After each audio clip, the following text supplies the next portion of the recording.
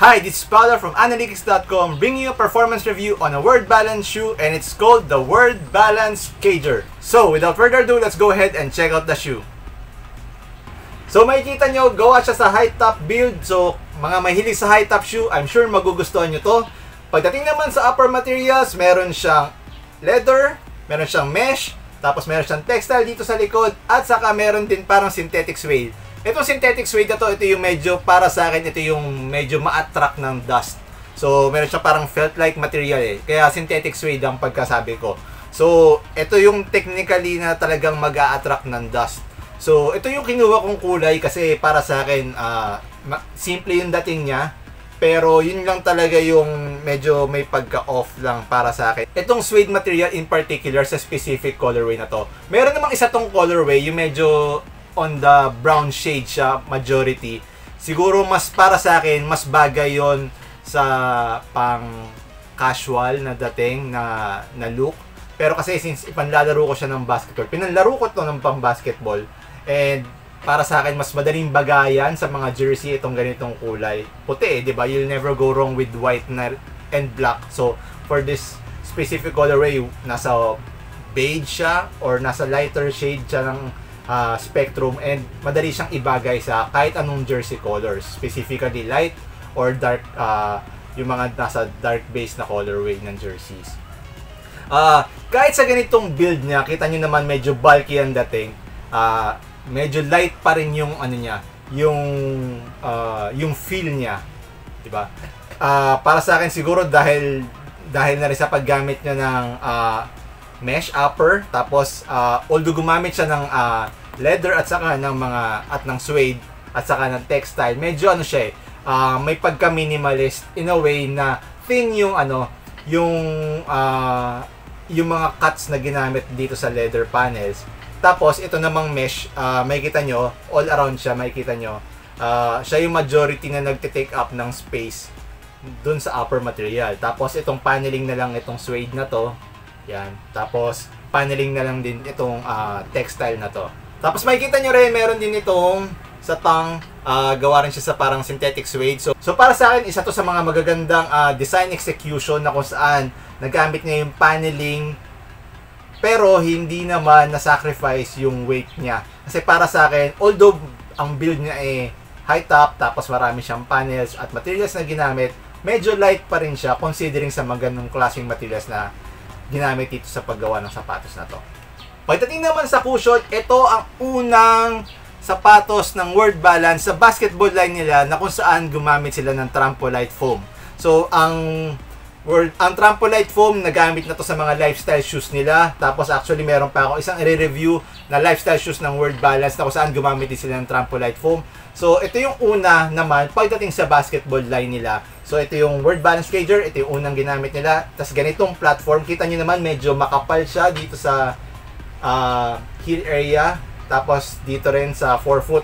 Ang masasabi ko, mas better siya compared dun sa EVA foam na ginagamit ng Word Balance usually sa basketball line nila. So, alam naman natin yung EVA medyo ano yun yung paggamit ng Word Balance na EVA foam sa mga basketball shoes nila, medyo iniiba-iba na lang nila yung density. Tapos hindi nila binibigyan ng special name kasi pag automatic, pag nilagyan mo ng special name yon para hindi makopya ng iba, syempre i-register mo yon yung specific density na yon, it would cost money. So para makatipid na rin sa huli sa pagdating sa costing ng sapatos, ginawa nila is pinangalanan nilang EVA foam yon. Pero basically hindi porket EVA foam yun na lang yon.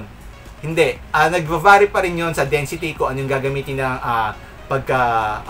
kung pagka fluffy ng EVA foam. So magma-matter pa rin yon. So depende pa rin sa kanila at saka sa construction kung paano nila ginamit yung EVA foam. So punta naman tayo dito. Itong Trampolite foam, EVA foam, EVA blend pa rin naman siya. Pero mas masasabi ko mas ano siya, mas better siya in a way na meron siyang mas nabibigay na more impact protection specifically dito sa heel area. Kita nyo naman medyo chunky yung itsura niya dito sa heel area. Tapos dito naman sa forefoot, makikita nyo itong part na to, basically dito nila sa part na to magstay yung paa mo sa footbed ng part na sa forefoot na yan. Yan. So makikita mo yan. Ito excess na to, hindi naman nandito yung paa mo eh. So more or less nandito siya. Yan. Sa gitna. And masasabi ko mabibigay niya enough responsiveness pero hindi naman siya masakit sa paa na sobrang low to the ground na parang yung mga medyo maninipis na foam na mararamdaman mo na yung brunt. Yung iba ang tao gusto yung ganun kasi gusto nila ramdam nila or mas malapit sila sa ground as much as possible. Pero this one, enough naman siya at nagbibigay pa rin siya ng enough comfort. So, pagdating naman dito sa likod, yun nga upon hard rebounds, yung mga heel crashes. Tapos, huwag kayong mag-alala din dahil sa loob meron din siyang TerraSoft insole system na may enough fluff naman siya para sa step-in comfort. So, kumbaga meron kang dual layer of protection pagdating sa cushioning. Okay, so punta naman tayo dito sa support. Pagdating sa support, ang masasabi ko is parang medyo okay siya pagdating lang sa isang part na medyo mapupunta naman sa fit category. So puntahan muna natin yung support. Okay, pagdating sa support, nandito yung kita nyo naman itong lacing system dito. Ayan. So, meron siyang dynamic lacing system na dinagdag bukod sa traditional traditional eyelets. So, ang ginawa nila, nagdagdag sila ng reinforcement sa pamamagitan nitong parang rope cables na to. So, mukha lang siyang makapal na shoelace. Actually, medyo magkasing kapal sila nung lace mismo eh. So, ang magagawa nito, same yan sa medial and lateral. So, ang ginagawa niya is once na hinigpitan mo yung laces mo ng todo-todo, mas lalo niyang i-hug yung itong midfoot na to. Yan. Para magkaroon ka ng better fit. Which is important para sa mamaya ko sasabihin na part. Tapos, dito sa likod, makikita nyo, meron siya extra heel notch. Yan.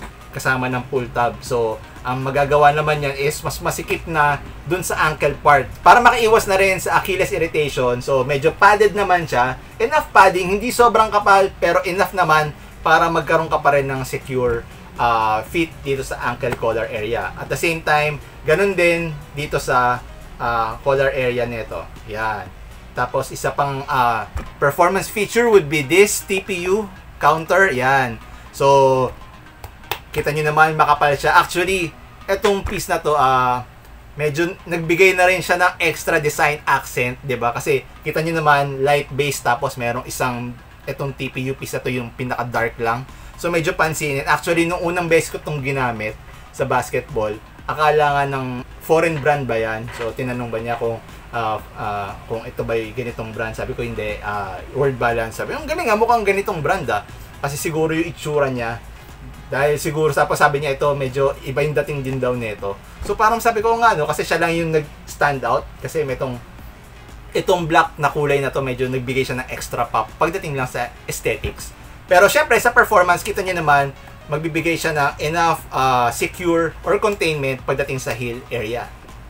Tapos meron din siyang lateral outrigger, kita niyo yan, ito. So mas flat yung base niya. So makakatulong din to para hindi unstable kumbaga yung galaw mo. Yan. So magkakaroon ka ng wider base. So which goes to naman sa masasabi kong pinaka-fit. Okay, punta muna natin yung fit.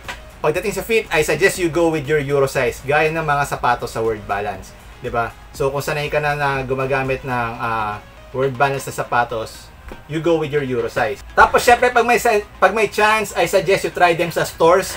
Nandun naman to sa mga World Balance stores. So pwede mong isukat para at least gamitin mo na rin yung medyas na ginagamit mong panlaro para malaman kung ano yung tamang fit na gagamitin mo. Pero kung online ka lang bibili, since nasa online store to ng World Balance, I suggest you go with your Euro size. So, balik tayo sa fit na sinabi ko. Ang pinakamasasabi ko lang na medyo kakaiba lang would be itong tang na to. For some reason, kahit higpitan ko yung, kita nyo naman, nasa top eyelet yung sintas. Usually, hindi ako naglalagay ng sintas sa top eyelet. Hanggang dito lang ako sa second to the last. Pero ang ginawa ko, dahil sa particular na experience ko would be itong tang medyo since malaki siya, for some reason bila siyang lumalabas parang lumuluwa siya. Hindi ko alam kung bakit. So ang ginawa ko would be nilagay ko sa top hanggang sa top eyelet yung sintas. Tapos sinigurado ko na mula sa baba pataas sobrang higpit yung sintas. Para lang Kasi ang mangyayari pag medyo ito gumaganon or parang lumuluwa, so luluwag na. So magkakaroon ka na ng heel slippage, which is sayang naman tong part na to, 'di ba? Nagkaroon ka na nga ng Achilles notch pero hindi niya magagawa na magbigay ng secured fit dahil nga nagkakaroon ka ng sloppy fit dito sa bandang harap. So para ma-compensate 'yon, ang ginawa ko is tinali ko siya sa top eyelet. Hindi ko alam kung ako lang ang na-experience nito. So, I suggest yung mga ibang tao na nakabili nito, tapos may ganong issue din, i-comment nyo kung anong ginawa nyo na para magkaroon ng, para magawa nyo ng paraan para hindi maging sloppy yung fit. So, para sa akin, yun lang yung pinaka naging issue ko doon sa part. Aside from sa pagiging dumihin niya dito sa part na to. Pero normal lang naman yun kasi syempre naglaro ka ng basketball. So ano pa bang maasahan mo? Madudumi at madudumihan yan. So pagdating natin sa outsole, solid rubber siya na merong herringbone traction pattern. Ang ginawa ng word balance would be ginawa niyang in-arrange niya in a sense na multi-directional. So medyo dito, kita nyo, medyo pa-curve. Yan. Tapos dito, pa-diagonal. 'Di ba? So para sa mga shifty players, huwag kayong mag-alala kasi mako-cover naman niya yung movements nyo. Pagdating naman sa durability ng rubber, okay siya. Although hindi ko to nagamit pa sa outdoors. Actually, itong sapatos na to na ipanlaro ko lang around mga 8 hours. Yun lang, of basketball time. Doon ko lang siya nagamit kasi medyo naging busy na ako. Hindi na ako masyadong nakapaglaro ng basketball. Pero 8 hours nagamit ko siya ng basketball time. Tapos siguro nagamit ko na lang siya outdoors pang alis-alis pag naka-shorts. Minsan naka-pants, ito na lang din yung sinuot ko kasi medyo comfy siya. So, gusto ko siya minsan gamitin sa mall, sa mga errands ko. Yan. And, okay naman siya. Medyo, yun nga, hindi naman kasi siya bulky. Kaya okay pa rin siyang, or mabigat sa paa. Kaya okay siyang gamitin ng casual wear. Enough naman yung durability ng rubber. So, tingin ko tatagal din to.